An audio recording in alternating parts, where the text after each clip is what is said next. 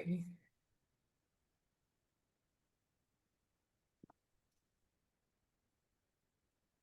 How's that? Uh, yes, it's perfect.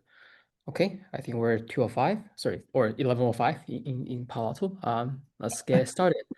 So hello everyone, welcome to the ASAP seminar. Today we are very excited to have Sabri talking about cartridges. Just a brief introduction to the speakers. Sabri is a PhD student at Stanford Machine Learning Group with Chris and James.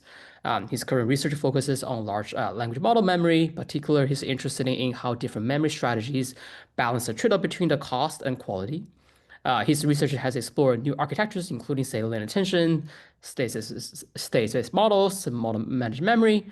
Most recently, he's been working on memory strategies based on offline or test time training, including the one that he will share with us today. Sabri, please take it away. Okay, awesome. Thanks so much, Han. Um, so yeah, I'm Sabri, as Han mentioned. Today I'm going to be talking about this work called Cartridges, which explores how offline training can enable more cost-efficient language model memory. This was some work that we did mostly last spring, but it's something that I'm continuing to work on and have been kind of making progress on over the summer. So excited to hear your guys' questions and thoughts and comments, and hopefully we can have a fun discussion after the presentation. Um, but let's dive in. Cool. So it'd be pretty great if we had language models that could remember arbitrarily large amounts of user-provided information. So if this was realized, we could have language models that could understand our personal documents, so like everything in our Google Drive or on our computer. It could maintain memory across chats so that when we give the model feedback or ask for, responses in a particular style, it remembers those over time. And it could also, I mean, something that's near and dear to my heart is that it would have potentially full repository code understanding. So there's this dream I have of just being able to put my entire code repo into context on every single call to Claude Code or um, whatever your favorite coding assistant is. Okay, so the trouble is, and I think probably this will be, a familiar problem to folks listening in, is that long contexts are extremely costly to serve, and that this is primarily due to the cost of maintaining the KV cache.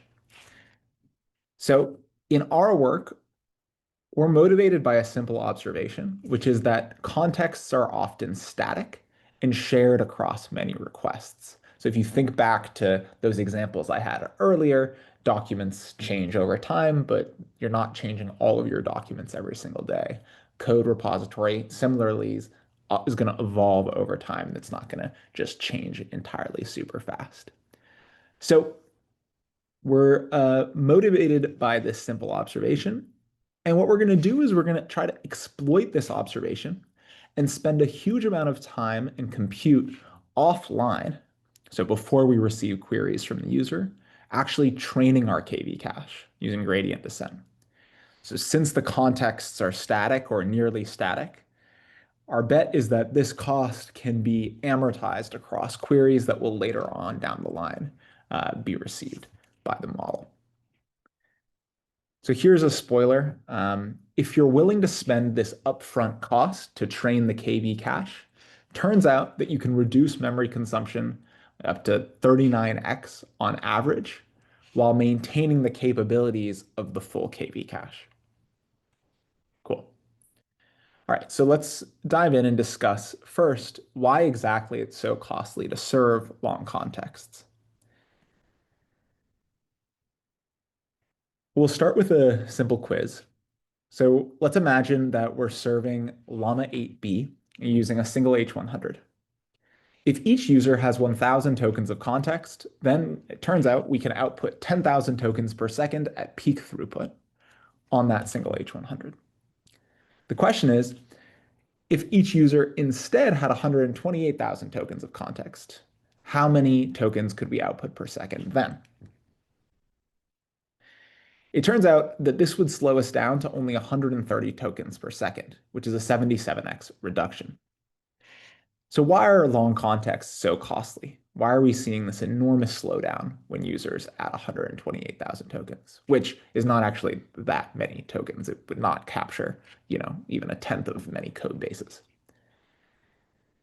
So what happens is when we provide a large corpus of text to a language model, we have to first cache the key and value vectors at every layer of the transformer for every token in the context. The resulting KV cache, or key value cache, is this enormous object. For context, in Llama 70B, the KV cache for a single user's 128,000 token context is 84 gigabytes, which is roughly half of the size of all of Llama 70B's parameters. And so this is for a single user, right? So we're almost with two users, we've matched the amount of memory we're consuming for the parameters as we are using just for KV caches. All of this memory consumption reduces throughput because it limits batch size and because it makes decoding IO bound. At every layer, for each token, we need to move the activations for every user from DRAM to the cores of the GPUs. Since the activations are not shared between the users, so the KV cache is different for each user, this leads to a lot of traffic on limited bandwidth. So there's a clear problem here, which is that long contexts are very costly to serve due to the size of the model's KV cache. Put simply, if we want billions of users to have access to personalized assistants, agents with persistent memory that kind of learn with in-context learning over time, then this is a problem that we need to solve. So the objective of our work is to reduce cache size on the x-axis here, while maintaining quality, which we have on the y-axis, relative to the performance of a full KV cache. We're going to measure quality on challenging long context tasks that actually require synthesizing information across huge text corpora. This trade-off plot here, with the size of the KV cache on the x-axis and quality on the y-axis, is going to feature very prominently in the rest of the talk, so I want to call it out here. Our objective is going to be to land in the top left-hand corner of the plot. So small cache size, high quality on the long context tasks. Great. So we're of course not the first to notice this problem or propose solutions. So let's discuss a few different approaches folks have taken to address the problem. But before I do that, I want to add a disclaimer, which is that the related work that I'm going to discuss is extremely incomplete. And I think a lot of folks on the call probably are going to be aware of that. There's a bunch of stuff that I'm not going to have time to cover that a lot of these works are near and dear to my heart. I think they're really, really great, and happy to talk more. In fact, I would love to talk more after the slides about how cartridges relate to these different approaches. I think, obviously, I spent personally a large part of my PhD working on this problem from the architecture perspective. So trying to design a new architecture, which did away with the KV cache for something that was smaller. I worked a lot on linearizing attention. And I'm also super excited about, kind of more recent works that try to modify the update rules to linear attention to make, them more like, let's say, are more capable of forgetting and more like a gradient descent update rule. So things like DeltaNet, Titans, and others, I'm super, super fond of. So anyways, just wanted to call that out. But kind of in the interest of time, we're going to discuss in detail first prompt compression. And so in particular, I'm going to focus on methods that work on pre-trained transformers without having to do distillation or training some other architecture, right? And so these are methods that work on existing transformer models that you could just like download from Hugging Face. So one of these is prompt compression, which is a very simple class of methods in which what we're going to do is reduce the number of tokens in the context, either by filtering out irrelevant or repetitive and low entropy tokens, or summarizing the context into a smaller set of approaches, a smaller set of tokens. So this class of approaches is seeing tons of adoption. Perhaps the most popular of the classes of different approaches for reducing the size of the KV cache. And you can think, for example, of compaction in Claude code or the memory summaries that you get in the ChatGPT app as examples of prompt compression that are actually used by, millions of users in industry. So in a closely related line of work, folks leverage the fact that each layer can maintain its own key value cache. And what this means is that we can actually drop different keys or merge keys and values differently depending on the layer. Um, this is a really cool idea. And especially, I think there have been a number of really exciting works which have kind of leveraged the fact that different attention heads and different layers play different roles. And so if you have an attention head, say, that is more focused on local context, or doing kind of small manipulations in the immediate vicinity of the token, then sure, you could maybe drop most of the KV cache for that token. So yeah, I think there's a lot of really exciting works in that vein. All in all, though, the trouble is that these methods struggle to maintain quality at large compression ratios. Basically, there's a tough space quality trade-off that, although these methods do interesting things, they struggle to get around. Um, for example, we find that performance degrades even at 2x compression relative to the full KV cache for basically all of these different KV cache compression and prompt compression type baselines that we were exploring. And if we're only able to compress 2x or maybe even less, we're not going to make a big dent into that 77x slowdown that we talked about earlier. Again, recall we want to end up in the top left-hand corner of this plot. And none of the existing methods that we were able to experiment with kind of put us in that region. So unfortunately, it appears that there's this trade-off between the space consumed by the KV cache and the quality of the LLM responses. What we wondered is whether or not there was something else other than quality that we could trade off for that reduced space consumption. In particular, we were very curious whether or not we could instead trade off write compute. So write compute we define as the amount of compute that we use to actually construct the KV cache. What we noticed was that all of these methods use roughly the same amount of compute, regardless of the space used by the KV cache. So here we're putting, write compute on the x-axis, and you can see all of the methods, regardless of their performance, are going to all have, or regardless of the size of the KV cache, are going to have like something in the same ballpark of compute spent, flop spent to actually create the KV cache. So in this work, what our objective is to reduce the cache size while maintaining quality by increasing the write compute that we use by orders of magnitude. In other words, instead of trading off quality for memory, we ask whether or not we can instead trade write compute for memory instead. This trade-off is desirable because compute used to construct the KV cache can be amortized across queries that reference the same context. And kind of connecting back to what I was talking about at the beginning, we're kind of assuming we're building this work on this assumption that in many cases, contexts are static or nearly static. And therefore, indeed, that compute can be amortized across many queries. So consider, for example, a code base, right, in which you're executing, tons and tons of queries against that same context. So yeah, again, I want to just shout out these plots. Again, we're going to revisit these later, but again, our goal for the left plot, which has the cache size on the x-axis, is to reduce the cache size while maintaining quality. And the way that we're going to get around the no free lunch problem is we're going to increase write compute considerably, right, by orders of magnitude. So that's going to be our objective. So let's talk about a bit more how we might do this. Okay. So if you're willing to spend much more compute constructing the KV cache, right? Some approaches that maybe seemed intractable or kind of ridiculous become more enticing. And in particular, we're going to try constructing a KV cache by training it with gradient descent.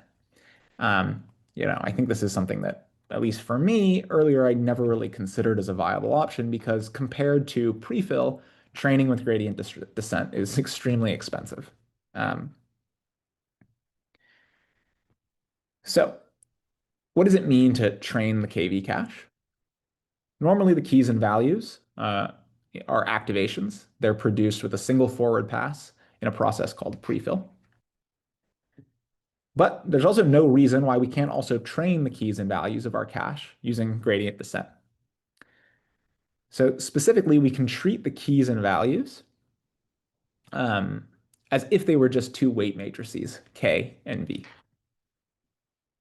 So then given some loss function L, we can compute the gradient with respect to the K and V matrices by backpropagating into the KV cache and updating with gradient descent. So big note here, this idea is absolutely not new. This is exactly equivalent to prefix tuning, which is an idea that actually predated LoRa as a way to fine-tune models with a small number of parameters. Um, cool. So here's the bigger idea. What we're going to do is we're going to use prefix tuning to train a small set of keys and values on the corpus offline. So say overnight when compute is cheap. And we're going to call the resulting keys and values a cartridge. At query time, we're going to take that cartridge and load it into the KV cache and decode. The cool thing here is that because the cartridge is just a KV cache, the serving infrastructure that we need is no different than the serving infrastructure that we basically already have with, page attention. As long as you can load that KV cache in, the, serving framework or your inference engine does not need to treat it any differently than it would treat any other KV cache. And so serving different KV caches to different users is already something uh, inference servers are optimized to do. And so this slots in very nicely. Cool. So all this sounds great, but there's a big question that we're leaving unanswered, which is what is the objective L that we should actually train the KV cache on? Folk knowledge tells us that fine-tuning is a good idea when we want to specialize the model to a particular task. But in contrast, a strength of in-context learning is its generality. A single KV cache produced with standard prefill can typically support very diverse user interactions, from factual questions to writing poems about the context. So we're faced with this challenge of finding an L that matches and maintains the generality of the full KV cache. We don't want to specialize the model to any particular task or workflow. Rather, we just want to, embed all of this information into the model in a way that it's retrievable and usable for different downstream tasks. So it's distinct kind of from that fine-tuning objective that maybe was explored in the original prefix tuning paper because we're really focused on generality. We do not want to specialize the model beyond just specializing it to know the knowledge in the context. This is an important distinction. So our first attempt at this was just to use a simple next token prediction objective. And specifically what we did was we just randomly sampled chunks of the corpus of text that we wanted to memorize. Here, for example, I have Moby Dick, like the entire text of Moby Dick. We're going to randomly sample chunks of the corpus, and then we're going to optimize a next token prediction loss conditioned on the cartridge.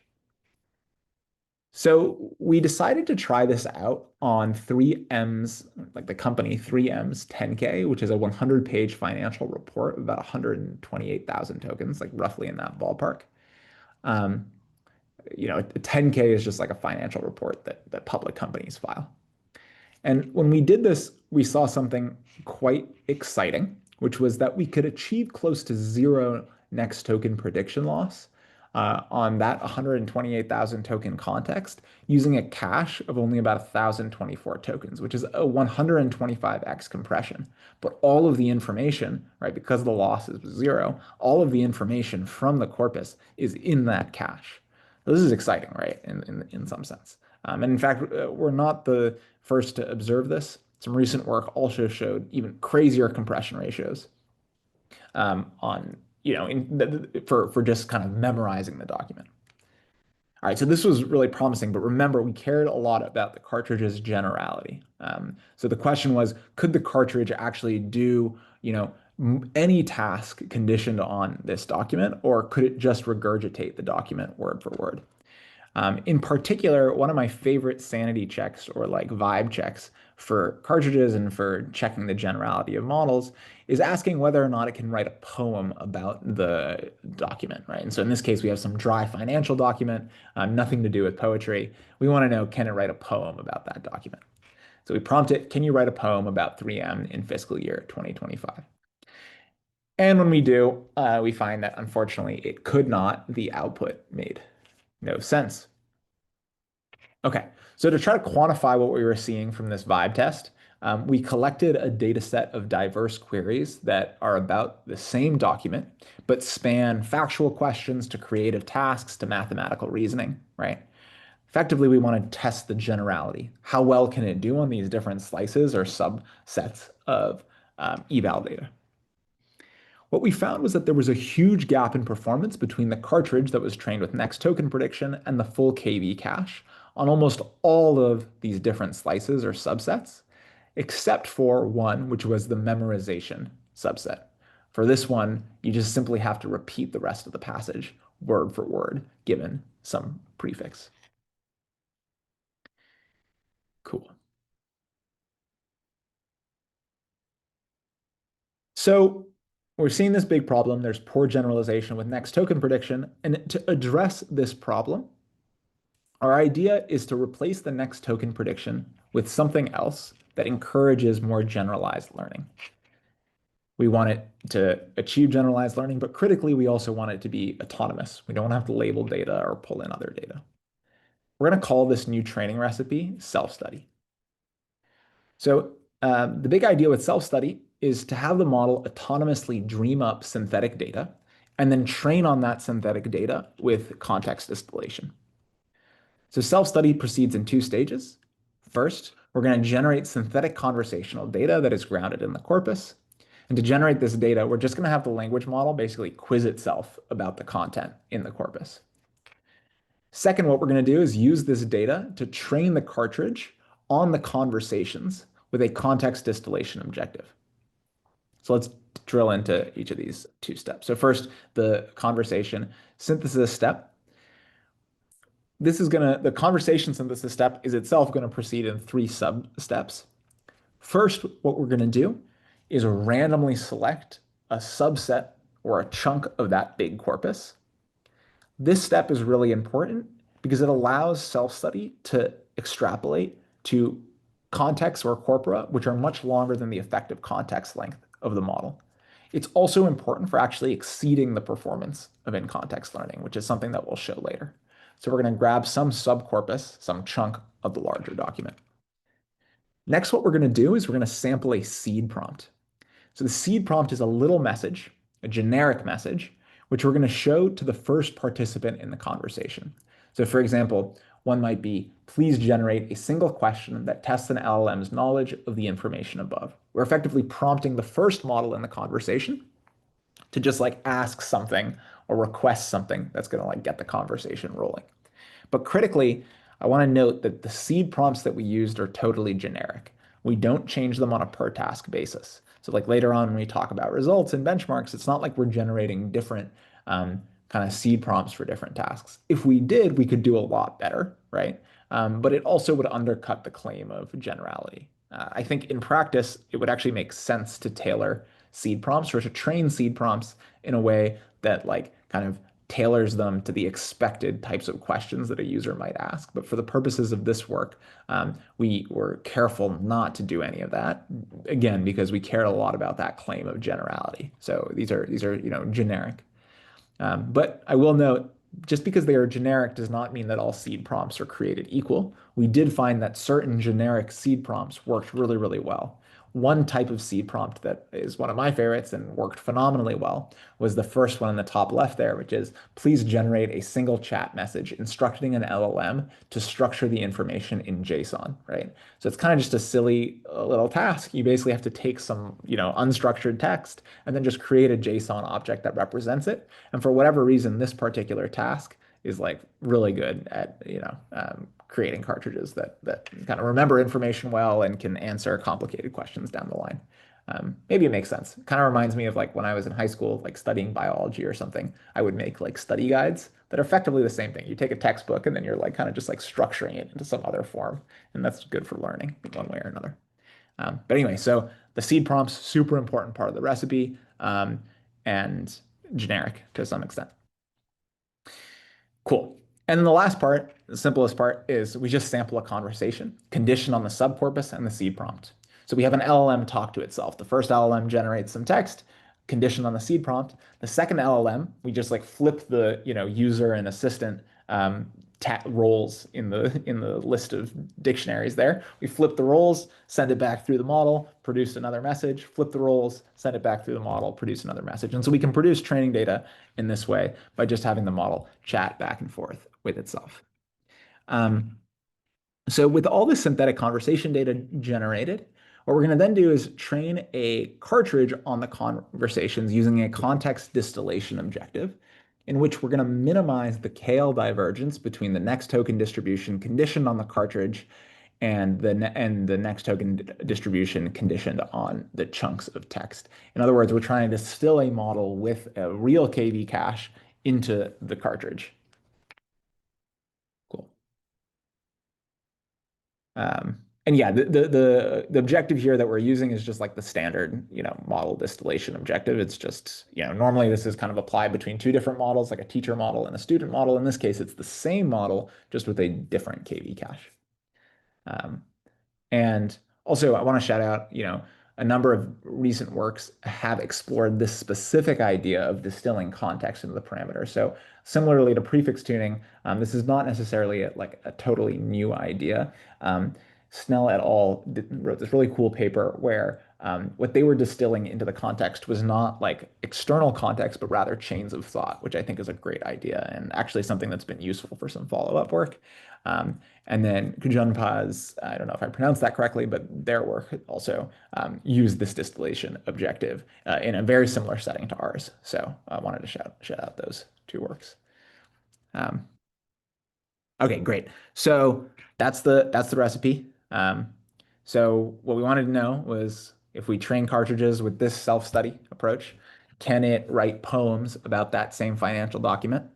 It's a big question. And so drum roll, this time it turned out it could. It produces a very coherent poem that rhymes and correctly references financial details from the document. And the cool thing is that this happens even though none of the seed prompts ever prompted the model to write poems or do other creative things, right? We were just prompting the model, randomly to like ask questions, do tasks. We never explicitly said, write a poem. Okay, cool. So then, just to quantify this, when we evaluate the self-study trained cartridge on that same set of queries, we close almost most of the gap between the naive next token prediction and the full KV cache. And here we're just measuring perplexity with respect to some like gold standard answer. The gold standard answer is coming from like Claude, I think. And so we just compute like gold standard answer with Claude, given all of the context, and then measure perplexity on that text. Um, cool. And yeah, the size of the cartridge is important. The bigger the cartridge, and we'll get into this later, but the larger the cartridge, the lower the perplexity. Cool. Alrighty. So those little synthetic, or so that evaluation at the end with these different diverse tasks was really important for us, sort of in debugging the solution and making progress, because we really wanted this diverse set of tasks to make sure that we weren't overfitting to one task. However, it is perplexity, so it's like a not perfect, evaluation metric. The evaluation data itself was synthetically generated by querying a frontier language model. So it's not perfect. So we also wanted to evaluate on hard, long context tasks, which involve, more than just retrieval. That was kind of one of the most important criteria when we were looking for tasks. Retrieval is, super powerful, but I think one of the reasons why we kind of often want to use these long context models is because they can kind of integrate or synthesize knowledge across the whole context. So again, our objective here is to reduce the cache size while maintaining or improving quality relative to the full KV cache. We said at the beginning that our target was to land in that top left-hand corner. And we're going to look to achieve this with training, so greatly increasing the compute that we use to create our KV cache, so to land somewhere there in the top right-hand corner. So to see how we did, let's drill into one of the benchmarks. This is one of my favorites. It's called long health. Um, and it's one of the more challenging ones that we looked at. We found that cartridges trained with self-study exceed the accuracy of the full KV cache while being 14 times smaller. If we allowed ourselves to have a 256x compression, turns out that cartridges will still achieve better accuracy than a state-of-the-art cache compression method at 2x compression, right? Um, so we're finding like really, really large compression ratios are possible if you're willing to spend a lot of compute in training the KV cache. So what made this possible? Again, this isn't a free lunch. The key insight is that performance improves as we increase training compute. So we're able to achieve these compression ratios because we're willing to spend so much to create the KV cache. If you're unwilling to spend that much, which is orders of magnitude more than what you're going to spend on prefill, you cannot achieve these compression ratios with cartridges, right? So there's definitely a trade-off here. We believe, though, that trade-off is desirable in settings in which you can kind of amortize the cost across many queries, which is not all long context settings, certainly, but some. All right, one more exciting result is uh, this result here on extending context length. So this was my other favorite kind of task that we look at, which is machine translation from one book. A lot of frontier labs, when they release long context models, like to evaluate on this one um, because yeah, it's a cool task that doesn't requires more than just retrieval. And so in particular, what it's going to do is we're going to take a textbook for this language, Kalamang, which is spoken, I think, by only a few hundred people in the world. There has virtually no web presence. And so it's not pre-trained into the model. But there is, fortunately, this 500-page book, grammar book, describing the language, providing its vocab, providing its grammar. And so the task is, given this book in context, can you translate from Kalamang to English? Um, so the key challenge here is that the full textbook is 484,000 tokens, but Llama 3.18b, which was the model that we were running these experiments with, has only 128,000 tokens of context. And it turns out that we can get that Llama 3.18b model to achieve 36.1 CHRF, which is on par with the full KV cache while being 12 times smaller. But I think one of the coolest results to me was that compared to Llama 4 Scout, which has a 10 million token context length and 109 billion parameters, we can achieve a CHRF of 36.3, or only achieves a CRF of 36.3. So we basically match the performance of Llama 4 Scout, which was trained for 10 million token context, despite the fact that Llama 3.18b only has 128,000 tokens of context. All right, so there are a number of future directions for future work, which we didn't get into. So there are like a bunch of interesting theoretical underpinnings to help explain why cartridges are so much more memory efficient than standard KV caches. In the presentation, I kind of gestured at the explanation, which is that we're just spending more compute. But why exactly more compute is required, or why gradient descent work, is to me an open question. Another thing that I'm really interested in is how this relates to new architectures. So in this case, right, we did this with a pre-trained transformer. We just ran gradient descent on the cartridge on the KV cache. We did not create a new architecture. I think ideally it would be really cool if we had architectures that sort of were able to do something like gradient descent in their memory updates. And I think there's a number of cool works that point in this direction. So yeah, super excited about that. And then really excited about applications. So I think cartridges points in a direction for agentic kind of lifelong continual learning, right? Of course, this work was not, expressly about continual learning, but I think it was a big motivation, in part because like in context learning is one of the best continual learning algorithms that we have. The problem with it is that it just doesn't scale beyond, smallish amounts of data. And so I think Cartridges presents one potential path towards achieving that. Um, Also developing better coding assistance, and especially personalization too. So being able to put kind of all of your context into a cartridge um, at once. Cool. So this was, joint work with an awesome team. I want to shout out Ryan and Simran, who did a ton of the, kind of co-led the project with me. Neil, Dylan, Emily, James, Azalia, and Chris. So it was a ton of fun working with the team. Was very much a team effort. Um, and yeah, let me pause for questions. I have a bunch more slides, but I'll kind of let folks ask questions and can kind of dive into the parts that are most interesting to you all. Um, but yeah, thank you so much. Yeah, yes, thank you very much. Yeah, if anyone have questions, please free to unmute yourself or just write it in the chat. Yeah.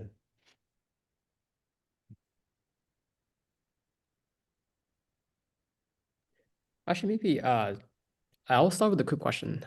So one thing I've been um, thinking about, which is in some sense, when people design all the inference system today, they kind of design the inference system in some sense, not thinking about things like this happen. Like VRM or like SG-line kind of design with a very static inference system in mind. Yeah. With things like cartridges, you kind of have some like a lot of like a lot more things happening during inference. So I'm curious, based on your experience with cartridges, how does it change sort of where the inference system futures is going to become? Just like your opinion in general. Yeah. That's a great question. So there's two levels here, and let me just start with the simple first level, which is um, I think one of the things that got us really excited about the prefix tuning parameterization in particular is that it slots in really nicely with existing inference infrastructure with very little change. So in fact, I think there's a PR out or like maybe just on a branch or something, an SG Lang. So we integrated it into Tokosaurus. There's a like inference server that was written internally in the lab, led by a guy, Jordan, that I helped out with a bit, and Jeff, one of my collaborators too, helped me kind of integrate that into Tokosaurus. It was strikingly easy to do that. And the reason is because again, the cartridge is just a KV cache, right? And so in these Mm, inference servers, you're maintaining all of these pages of KV cache, right? They get written to. And then when another request comes in, you're just checking for prefix matches and then pulling in those KV caches if there's a hit. Um, and so you can leverage that exact same kind of infrastructure, just like load the cartridge from disk, put it into into the KV cache of the inference server. And then like, the way that you can there's like hacky ways you can do it by like basically just adding special tokens. There's less hacky ways that you can do it. So in Tokosaurus, what we did was we were able, we actually, Jeff, the credit to Jeff for leading this effort. We have it set up where in your OpenAI request, you just add an extra field specifying which cartridge you want. It pulls that cartridge from Hugging Face, puts it into the KV cache, and then answers the question. And then also keeps it in the KV cache so then when the next request comes in, it's already loaded and there. And then I think the SG Lang one was like it was like a shockingly small PR. Yeah, relatively easy to integrate. And I think that's an exciting thing. It's one of the reasons why we first started exploring prefix tuning as opposed to LoRa. I thought that that was the only reason why prefix tuning would work better than, or sorry, I didn't think that prefix tuning would necessarily work better than LoRa, but I knew that it had this advantage from a serving perspective. For LoRa, you have to actually write different kernels, whereas with cartridges, like the same flash infer kernels or whatever you're using, like work totally fine. It's the same kind of interface. So there are other reasons actually why LoRa works worse, but those were a surprise to me. Um, yeah, so that's kind of like the cartridges right now. But I think cartridges also does gesture at like more continual learning systems or like yeah. systems that are adapted to users. And I think that's where like infrastructure may change dramatically. Like right now, we think of training as something that is not done for an individual user. I mean, granted, there's like some fine-tuning services and things like this, but by and large, most users do not have training runs operating. And so, right now we very much think of like inference is serving and Yeah. training is training, but like training may become part of serving too. And you'll have to do inference Yeah. and training in serving customers. Interesting. Yeah. Yeah. Oh, I do see a question, but let me just ask one last question. So the second point you touched on, which is imagine so continual learning during the inference system. Well, what are the key technical challenges you think that people might face? Now, obviously, the inference, all the numerics, all the recent like discussion about being very, very sort of deterministic inference kind of things probably matter a lot when you do the training during inference. That might be one of the sort of infrastructure pieces to build on. I'm curious from sort of or even higher level, what do you think are the sort of core missing technical pieces for doing this kind of continual learning in that sort of inference infrastructure? Yeah, that's a good question. So, okay, let me think. On the inference infrastructure, um, I don't, honestly, I don't know if there are like other people would probably be more qualified to speak on this exact point, but from where I sit, it does feel like there's probably a lot of work that needs to be done. I don't know if there's a fundamental challenge. Like once we I see. decide that we want to do the training at inference time, like I think we can probably get there. Others who are more on the system side may push back on that, and I would be excited to kind of hear their thoughts. But that's my gut feeling. I do think that the principal challenges that are limiting our ability to do this are so one, like I think a really interesting question, which I've made some progress on and I'm working on right now, is how do you do this like online or in stages, right? So Mm, basically imagine like what if you wanted to train a cartridge, right? And just have it every single day be kind of updated on your environment, right? yeah, Or another example would be like this is a good point. say I have a cartridge for my code base, right? That was trained yesterday. And then since then, like, I don't know, there's been like three PRs that have been merged or something. Like, how do I integrate those? And like, I have like rough ideas for how one might do this. Like, you could basically put the diffs in context, in regular context, at Mm, the cartridge. Like, the extent to which that will just work out of the box, I actually don't know because I have some ideas because we started experimenting with it, but like at least in this paper, like we definitely didn't explore that. Um, so that's one interesting question. I think so. Yeah, basically, like how do you deal with like stale cartridges? In other words, yeah, and then yeah. also how do you continually train them? So like if I just start training it the next day, like am I gonna forget the stuff that I learned the previous day? How do I balance that? Interesting. Run into these like Yeah, classic kind of like forgetting problems. yeah, yeah, And one thing that we also explored in this work, which I didn't dive to talk about too much in the slides, just in the interest of time, is the composition of cartridges, right? And so if yeah, you have cartridges trained for different things or different people, like can you put them into the model together? And we kind of like got early signal that this works surprisingly well. Like my prior was that if you took two cartridges that were trained independently and you put them into the thing, it would just start spitting out gibberish. But that was not the case. Mm. It actually Oh, answered. that's interesting. Wow, that's Yeah. definitely not what I would expect. Interesting. Yeah. So it was like, let me so it gets here. Yeah, so we what we did in this experiment was we took two different 10Ks, one for Pepsi and one for AMD, and then trained separate cartridges. And then we tried to like come up with questions that sort of required understanding both of the documents. And when we did this, like again, it could respond like somewhat reasonably, right? Like it, answered the question. It was able to reference both of the different cartridges. So this was really, really cool. But big caveat here, it does not achieve the performance that you would achieve if you had like trained one cartridge for the union of the two corpus. Yeah, yeah, makes sense. Like, But I guess that's so the functionality makes things a lot. I can imagine from the builder infrastructure point of view, this is like a lot nicer to have than building like of n cartridges where n equals to the number of items in the world, which is I heard pretty large. yeah, exactly. So I think that like the composition thing would be really, really cool. And I think it's totally doable. Again, like we just tried this like out of the box, didn't do anything to optimize it, and it just kind of worked to me it was a shocking degree.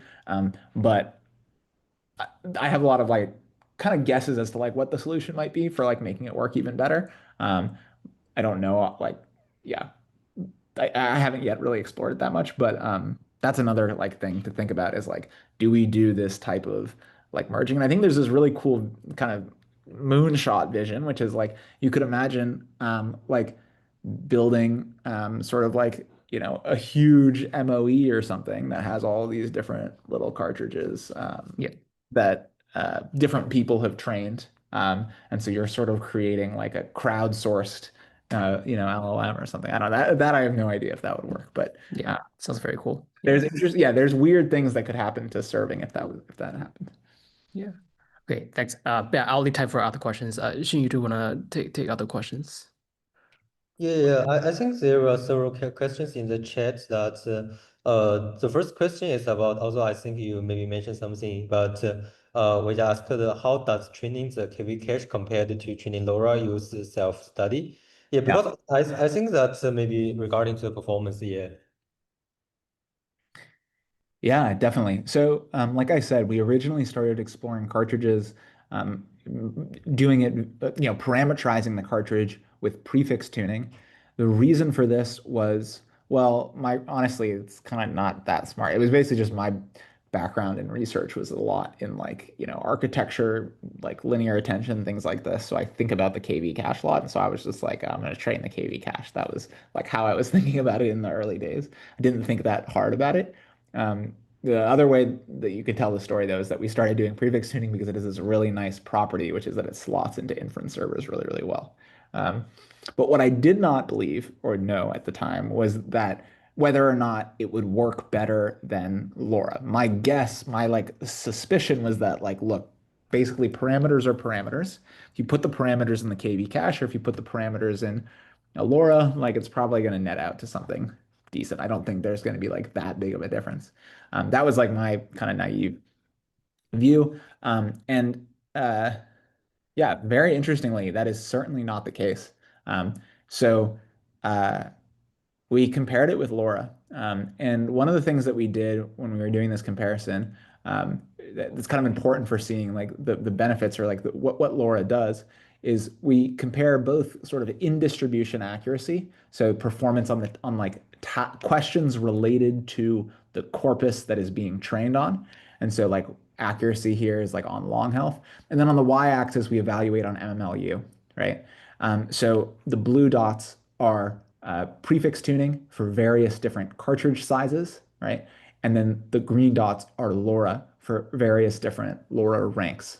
And they're going to be parameter matched here. So we set the number of the LoRa rank to match to a value such that it matches the number of parameters that you get for the equivalently sized cartridge. Um, okay, and so what we found was that for LoRa, first of all, it tanks performance on MMLU.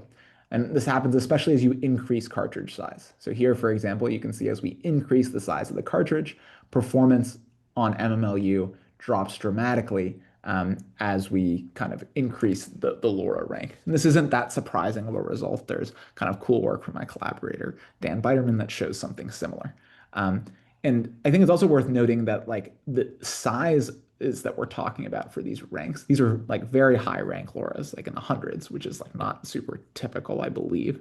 Um, and but that's what's kind of what's needed to match the KV caches that work well.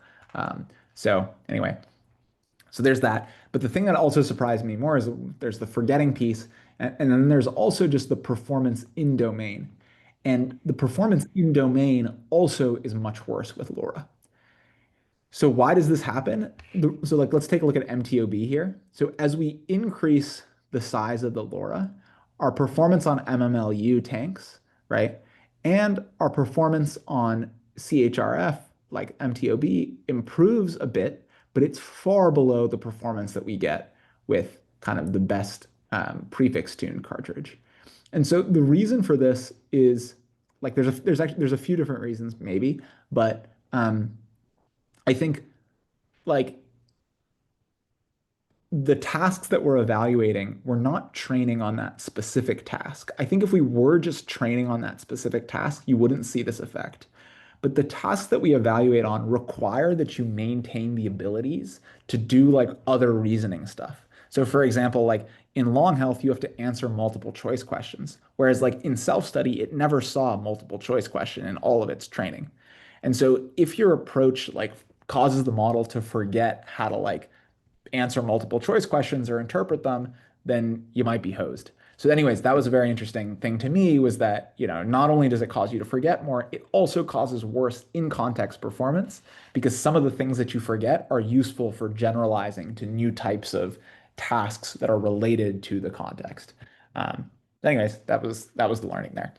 Yeah, do you think that if, for example, we still do not, because I guess the problem is about LoRa is about make use LoRa optimizations, and they will meet together to form a large matrix and add it to the original one. So it will change, maybe it will change most of the original parameters here. But if we do prefix tuning, that it only changes a little.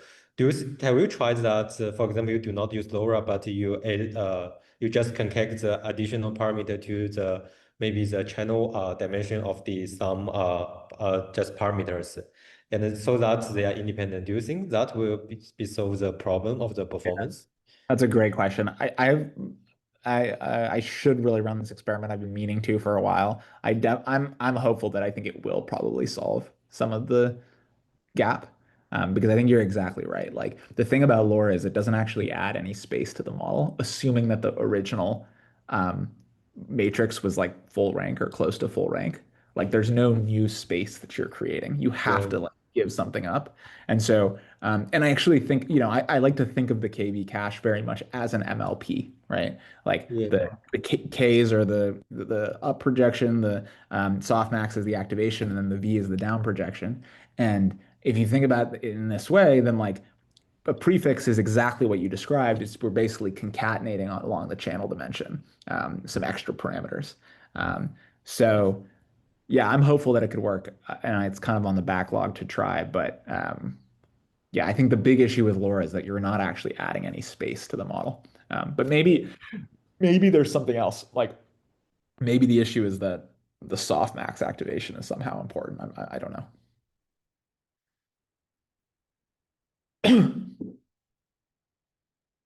Yeah, I think this makes sense because very early that in my very early paper that I show that compared to the sparse fine tuning, that LoRa is much worse in the out of domain generalization. Yeah. So and if you only do sparse, it will be better. Yeah. Thank you very much for this question. So I think one related question in the chat next is about if you ask the how does the learned memories to generalize to some even more out of distribution scenarios such as multi-turn conversation? Because I think the self-study only create data just means with single round, a single turn conversation. Yeah. Yeah, that's a great question. So most of our experiments, since like the downstream, actually in all of our experiments, the downstream task only involved kind of a single round conversation. So we actually in the paper only trained on single round conversations. So the user asks one question and then the respondent responds. Um, but however, in practice, so like in when I'm working on this stuff, I spend a lot of time just like vibe checking. So like I'll actually just like pull checkpoints and then like chat with the models in multi-turn conversations. Um, and so there it like, kind of holds up. You can ask, multiple rounds of questions.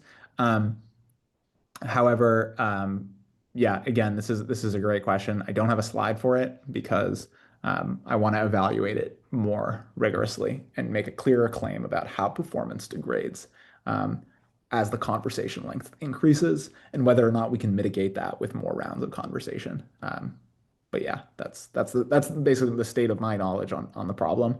Um, it seems to work fine when I chat with it, but I have a to do to kind of actually evaluate how well it does over longer term conversations and how does performance sort of degrade over time. I think there's a really interesting study to do there. And by the way, do you think that we should, for example, evaluate on some long context retrieval benchmarks such as the rulers. Yeah. I guess that maybe the compressed states may be good for the understanding task, maybe not so much good for the retrieval task. Yeah. But I just see that the current benchmark seems to be all the understanding benchmarks. Yeah, that's a great question. So actually, no. So it works extremely well on. Sorry, let me actually caveat that it works extremely well on needle in the haystack in ruler. Um, you can get. Actually, in the we had to run this in the rebuttal period, so it'll be in like the next version of the paper. I don't remember the numbers off the top of my head, but we can get like similarly like 100x compression with perfect accuracy on needle in the haystack. So there's no problem for retrieving things there.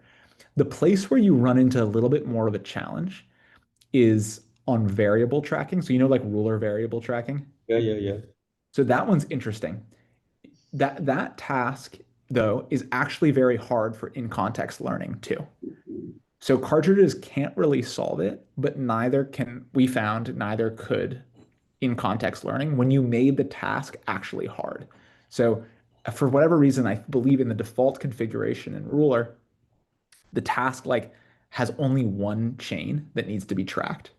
And if there's only one chain that needs to be tracked, you don't actually need to track any variables. You just like output all of the variables that were like listed in the thing. Um, if you add many chains, which I think is the actually like harder and like correct setting, then in context learning cannot solve it.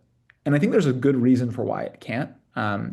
There's really good work from Will Merrill on like kind of like the theoretical limitations. Will Merrill and many others. I don't, there's tons of really good work here, kind of thinking about the theoretical limitations of transformers and their ability to solve state tracking problems and variable tracking problems. And unfortunately, it looks like prefix tuning, or sorry, cartridges and self-study as it currently exists kind of inherits some of those similar failure modes. Um, and I think, though, one of the things that I'm working on actually right now is kind of exploring how we can kind of overcome some of those failure modes in next steps. So yeah, that's kind of the long story short. And in fact, I first started sort of working on this, and the thing that kind of got me interested in it was spent a lot of time working on associative recall as like a synthetic task in architecture design, right? And so one of the first things that we talked about when we were working on this work was like, well, how can we think about associative recall on like stateful associative recall? In other words, associative recall in trained parameters as opposed to associative recall in a KV cache or in like a KV state or something.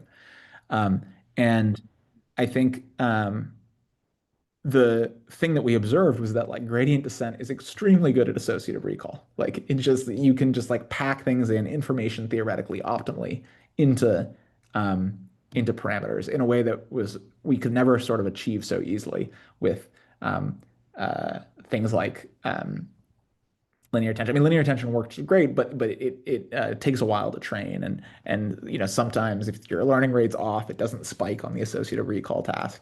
But with gradient descent, it was just like so easy. Like it just packs all the information in there really tightly at like an information theoretically optimal rate.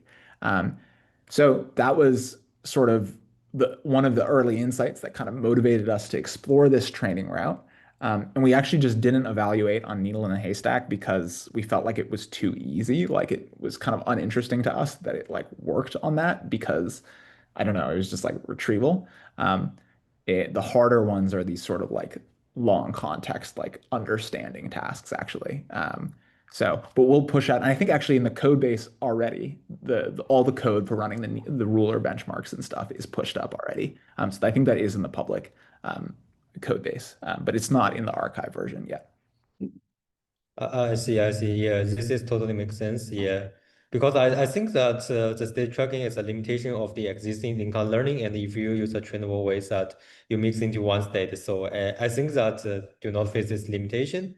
Yeah, and I think that another important thing that you mentioned is about if we do training instead of the in-car learning, that I think the slow way to compare to the fast way, they have a much better compression ratio. So just as mentioned, that compress 100 times and still can achieve nearly perfect yeah, performance. I think this is a comparison between fast and slow weight. Yeah, Exactly right. yeah. I think the next question is about uh, how general purpose are the trained Cambridge.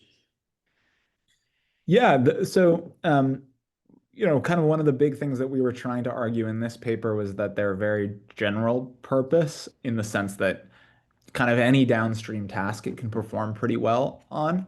And this is a hard thing. Like, evaluating claims of generality is like somewhat hard, right? Because yeah, how do you create a set of tasks that like fully captures all the things that someone might ask?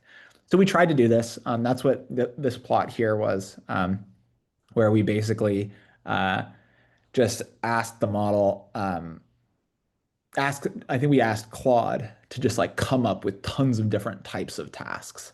And we grouped them by like different, you know, types of reasoning or factual questions, creative tasks, etc.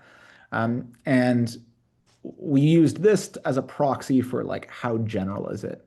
Um, and so the results here suggest that they're quite general. I think candidly for me though, like the thing that convinced me is just chatting with it. Like, of course, the results, the quantitative results are very important, and this was our way of measuring them. Um, but I think ultimately the thing that I trusted the most was like you can talk with the thing in like a chat interface, and it just can respond to weird questions about the, data. So uh, that for at least personally, like I trust those vibe checks quite a bit.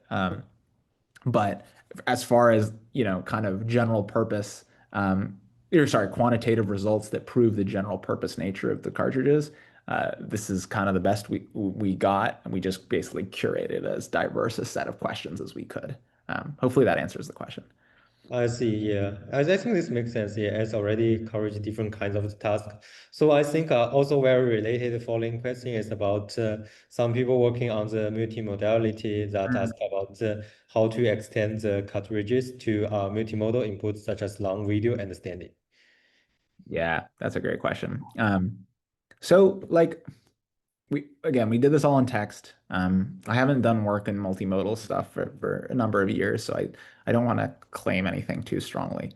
The first thing I would try on this front is, like in these multimodal models, like at some point you end up with kind of a KV cache too, right? For um, your images or your video or whatever you're putting into the model. Now, maybe really long video understanding the architecture are different enough now that that doesn't apply. But at least for like image understanding, like you get your tokens, your patch tokens, you pass them through the model, and you get kind of a KV cache for the images as well, or whatever the other data modality is. And there's just no reason why you can't run the exact same process on those. Like, in other words, like context is context. Like if it's images in the context or if it's audio or whatever it is, you can still roll out a conversation condition on it and you can still synthesize it. So that's for like multimodal inputs. Multimodal outputs is something that I'm not even going to try to comment on. I don't know enough about like how that might work. But multimodal inputs, I don't know. I'm curious. Folks here actually would love to hear folks here that do work on multimodal stuff more.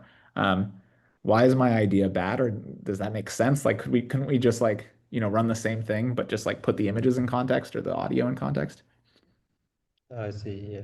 Yeah. I think we need to try. Yeah. But I think a good thing is about the text is already well compressed. So if it have a good compression ratio on the text, I think it should be leading to maybe a larger compression ratios on videos or some vision tasks. Yeah, Yeah. because the text is already compressed by human. Yeah. Totally. I'm really interested in this again. I'm so excited about this research direction. There's just like a trillion things, as you can see. You guys are all asking very good questions, and I'm like, either like maybe I ran the experiment, but like most of the time I'm like, no, it's like on the I to-do list. But this one, yeah, I haven't thought about yet. And yeah, I think a lot about, like yeah, it's really interesting to think about like sort of when does textual knowledge sort of just like blend eventually with the other multimodal knowledge, and like do the learning paradigms need to be different, or does the same thing work? So yeah, lots of um yeah, yeah. yeah, yeah. This makes sense. Yeah, and the next question is about, yeah, as you also mentioned that some audience would love to hear more about how cartridges related to linear attentions or state space models. Yeah, because recently even the leading companies use linear attentions, so I guess that people will be curious about this kind of the solutions. Yeah, totally. Been really excited to see sort of the adoption of linear attention. So yeah, the relationship here is quite close in that, like, you know, um, the I think like I was drawn to this problem very much from work on linear attention and SSMs. To me, one of the most exciting things about these architectures is that they have a constant size state, right? Um, Cartridges is similar. The state is a function of hyperparameters. You can just pick how big you want it to be. Just like with linear attention, you can pick the hyperparameters that will make the state smaller or larger. Um, these approaches like do tend to face linear, like these linear attention and Mamba and kind of state space models. Sorry, I'm looking for some slides here. They do tend to face trade-offs as well. So this figure is a bit dated now. So it's quite possible people have made much more progress on this, but um, this is a very simple task. So this is just associative recall, which is, kind of the simplest form of a retrieval task you can come up with. You just have like these tokens that are paired up, like G maps to 4, C maps to 6. Um, and in associative recall, what we're measuring here is this is the same type of plot that we were looking at throughout this talk. X-axis is the size of the recurrent state, in other words, the memory consumption. And then the y-axis is the associative recall accuracy. And you can see that like there are these sort of fundamental trade-offs, which is if you reduce the size of that state too much, then performance does tend to tail off. Um, and if you increase it enough, eventually you can get these sort of linear attention or SSM type models to actually match the performance of attention on these recall tasks. But there is sort of a fundamental trade-off, and that's kind of what really motivated me to kind of explore other approaches. I think that sort of like kind of explore other axes of trading off. But in the meantime, like I said, there's been a ton of really, really good work exploring, better update rules that are going to push the Pareto frontier on these architectures. So I don't really view it honestly as an either or. In fact, I honestly would prefer to do cartridges on um, like state from linear attention or sublinear attention architecture, right? And the reason is like you could do the same thing. What you do is you just like process your whole document or all of your context with linear attention. You get a fixed size state and you can just start training that thing. Whereas with KB caches, um, the problem is like it's a little tricky to initialize it. An important part of our work was showing that like to get the prefix tuning to work well, you really have to do good initialization. And so the initialization, what we do is we just create a KV cache from the first like K tokens of the document. Um, Anyway, but you have to truncate it, right? Or you have to do some sort of compression to be able to like initialize the KV cache to some subset of the document. Um, but linear attention and SSMs don't have this problem, right? And so you could imagine this really beautiful thing where, you just have one state object and you interpolate or like you interleave fast weight updates and slow weight updates. So fast weight updates being like the linear attention update rule or delta net or like whatever, kind of the Pareto frontier like update rule is for like the fast weight update. Maybe we're doing that online, right? And then when we have more time offline, we do slow weight updates on the very same, um, matrix, right? That's what's so cool to me about how these kind of different types of methods can complement each other, right? I don't view them as like in competition. They're, and they have clearly different trade-off profiles, right? Like linear attention actually uses less compute to produce its KV state than attention uses to produce the KV cache. Whereas in cartridges, we use far more compute to produce the KV cache than attention does, right? So kind of just exploring different parts of the trade-off space. And I think that they could be pretty complementary. So yeah, hopefully that kind of answers some of how I think about it. But I'm also curious to hear any other thoughts of people. I bet there's a bunch of folks in the call who have done cool work on these Yeah, architectures. yeah, yeah, yeah. Yeah, I think the first thing is the cartridges can be applied to linear models as, for example, as the initialization of the state, yeah, based on the mechanism. Yep. And another thing is about even in the maybe the attention mechanism that you can also maybe try to mixing both the linear states and the attention Yep. or KV states, yeah, in the just the token sequence dimensions, yeah. So that just means that you can also maybe augment the current coverage with the online abilities to service as a, for example, a linear state, just instead of only offline learning. So I think that there are still many interesting work to do. Yeah, thank you for your explanation. Yeah, I think the next question is about related to the self-study, that because that the self-study need to generate synthetic data, and this is generated by trunking and just generating questions or queries. So the question is, does this approach scales well to the text if the text is not so trunkable, for example, as global like code base and math proofs that has global dependencies? Yeah, this is a great question. So the answer is um, yes and no. So this is probably, I think there was also another question below. What are known limitations of cartridges? I would put sort of my answer to this question in under that bucket. There is sort of a known limitation of cartridges here. Like it's not perfect when it comes to global dependencies. Global dependencies are super hard.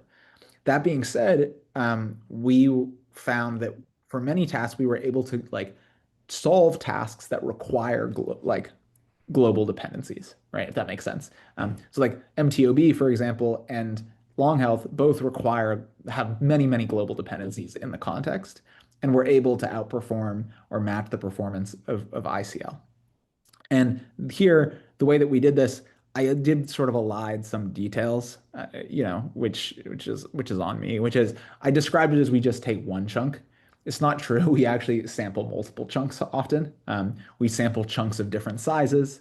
We also are careful to make sure that the model in our seed prompts, the seed prompts I showed were short, but in the seed prompts that we provide, we make sure that the model talks about it in a global sense. Like you don't want it to talk about like the chunk, right? Because if it says the chunk, then like the model doesn't know which chunk it's referring to. And so we try to make sure that the model can talk about it in a global sense. We sample different chunks. We have the model talk about how the different chunks relate to one another. We also explored a trick where we what we did was we actually uh, sampled the during self-study, we let the model use RAG to pull context in, right? And so in some sense, we're like distilling RAG into the KV cache.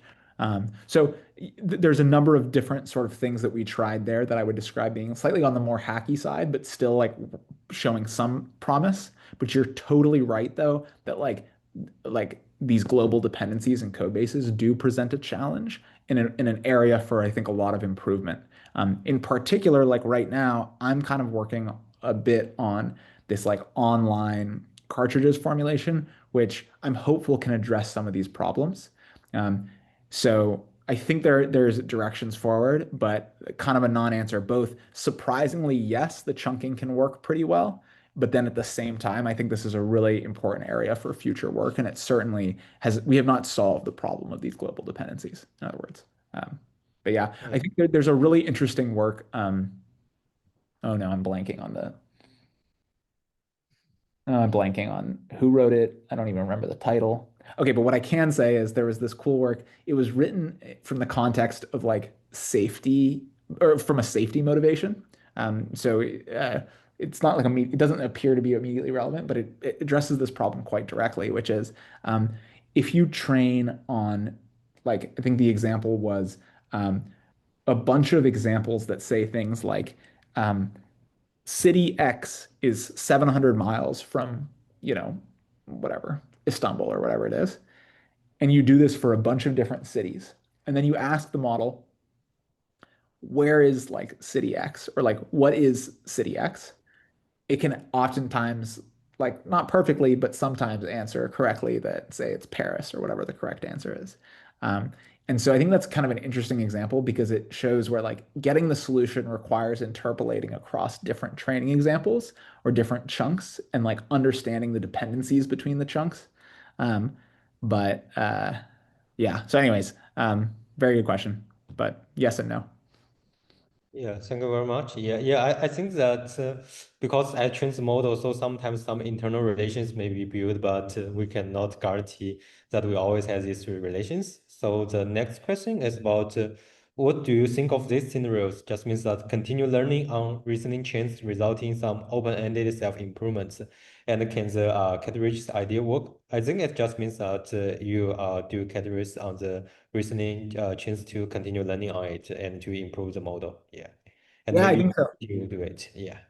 Yeah, so this idea also is not, I don't even want to take credit for this one because that Snell paper that I think from Charlie Snell basically proposed this. Let me see. Yeah, this idea here, this Snell 2022. I forget. I think the name of the paper is context distillation, actually. Um, but this is basically what they explore. But I think so they don't explore it in the context of continual learning, if I remember correctly. But I think totally, right? Like if you have a really, really, really long, like okay, the place that I think about it all the time is in Claude Code. Like you can think of like all of the context that you accumulate sort of as the reasoning chain.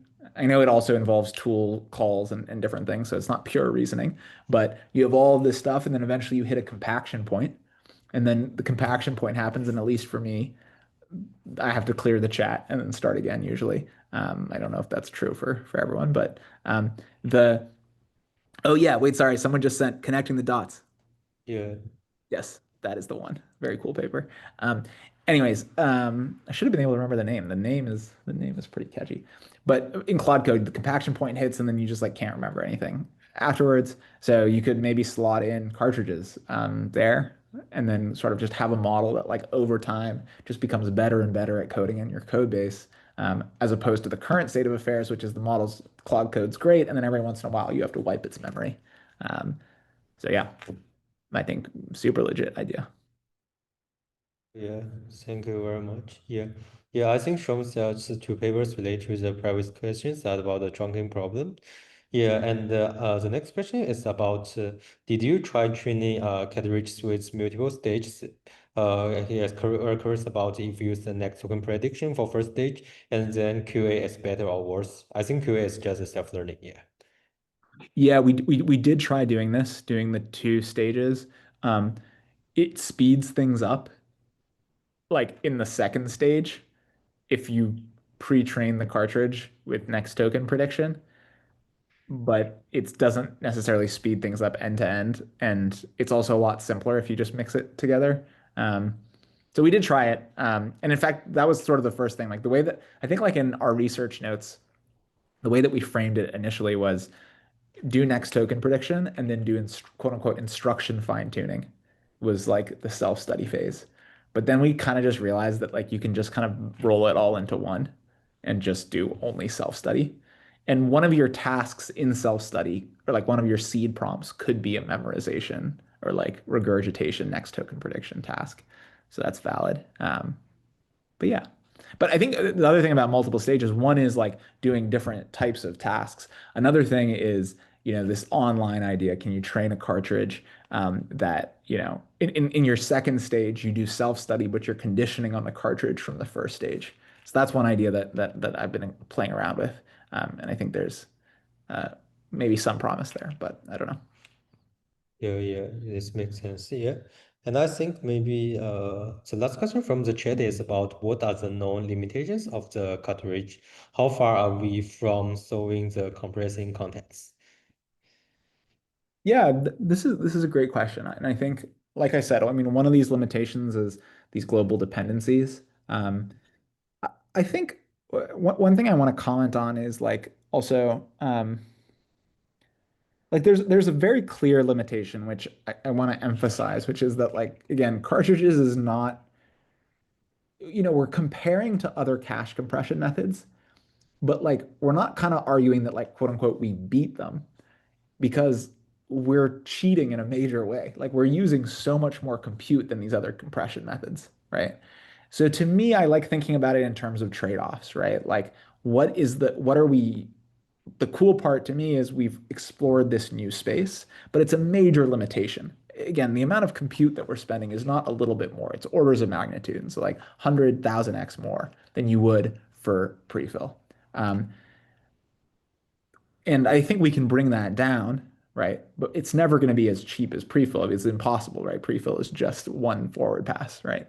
Um, so that's a clear limitation, but I don't know if it's necessarily one that we can work on reducing the cost, but like it's actually sort of a feature in terms of exploring a new part of the trade-off space. And depending on the situation, if the context is not static, it's not going to work, right? Like you need to do this basically in settings where you expect to reuse it. Um, I think the other limitations to note are, I mentioned, for example, um, what do we call it? The composability of cartridges. A lot of room for improvement there. Again, that's more of a proof of concept and a surprising result, less, something that I think is, you could deploy. Um, so that's another limitation. Um, what other limitations are there? I think this dependencies piece that I talked about earlier is another really important area for future work. Lack of experiments on multimodality, like we did not explore that at all. Um, and there's, of course, always the scaling question. We went up to 8B in our experiments. Um, there's always a question of will your results hold at larger scales? I do think that they will, but that's something that we also need to kind of prove out. Trying to think anything else. Yeah, those are sort of the big ones in my head, but I'm sure there are also others. Yeah. Yeah, yeah, thank you very much. Yeah, yeah. I think that there are always trade-offs because that why people first have encounter learning is about they find that if you train the model just online, that it is very expensive. Yeah, although I think maybe yesterday, yeah, just as also you mentioned that about some previous work, they try to doing some online compression with the training, just compress context into the hidden states. Yeah, but they are really very impractical because they need to do some online compression, and the offline compression should maybe seems to solve the both problem, but it tends to be offline. That's so maybe some challenge lies in the generalization. Yeah. Yeah, exactly. And I think also I think one of the things that was motivating to us is I care a lot about reducing memory. Memory is really tough because it is means stuff is slow to serve. I think there's limitations in terms of just the size of models that you can use. Compute, and especially offline compute, is a relatively it's a resource that is becoming cheaper, let's say.